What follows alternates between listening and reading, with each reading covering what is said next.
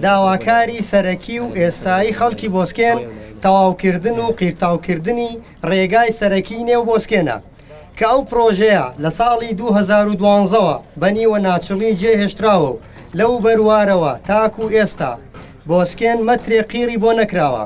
ئێمە وەکو دانیشتوانی خەڵکی بۆسکێن هەست بە نایەکسانی جوگرافی دەکەین بە بەراورد بە شار و شارۆچکەکانی دەوروبەر، چونکە لە گەرمەی پرۆژەکانی حکوومەتی هەرێم ئەم ڕێگای ئێمە جێهێشتراوە.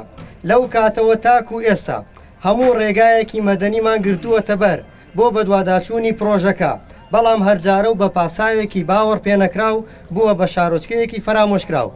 لە زووترین کاتدا و لە ماوەیەکی کورتدا وەڵامی داواکاریەکانمان بداتەوە.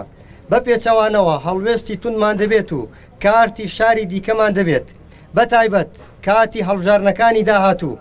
وەک دانیشتوانی ئەم شارە دێیە ڕێگە بە هیچ حیزب و لایەنێکی سیاسی نادەین بانگەشەی هەڵبژاردن لە شارەدێکەمان بکات و ڕێگە نادەین هیچ بنکەیەکی هەڵبژاردن لە شارەدێکەمان بکرێتەوە.